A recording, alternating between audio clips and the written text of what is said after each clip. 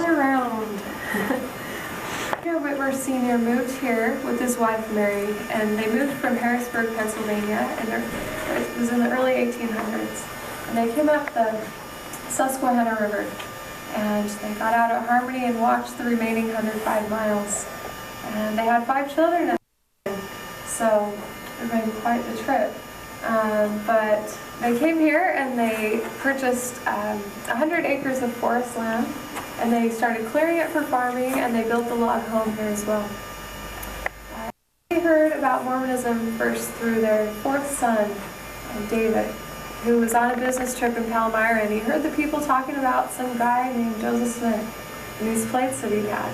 And he was really interested, and he would talk to Oliver Cowdery about these things, who was a good friend of his, also in Palmyra at that time.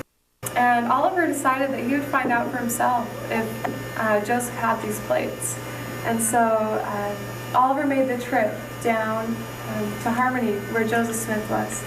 And he rode back to the Whitmers and said, "I am convinced Joseph Smith has these plates, and that this is a divine work."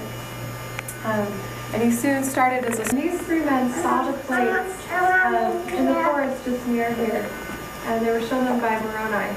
And they, along with the 8 witnesses who Joseph Smith had shown the plates to, came here and they signed their testimonies, saying that they'd seen these things. Now we can see their testimonies in the beginning of every Book of Mormon. And this was just a huge relief to Joseph, just because he was no longer the only person in the whole world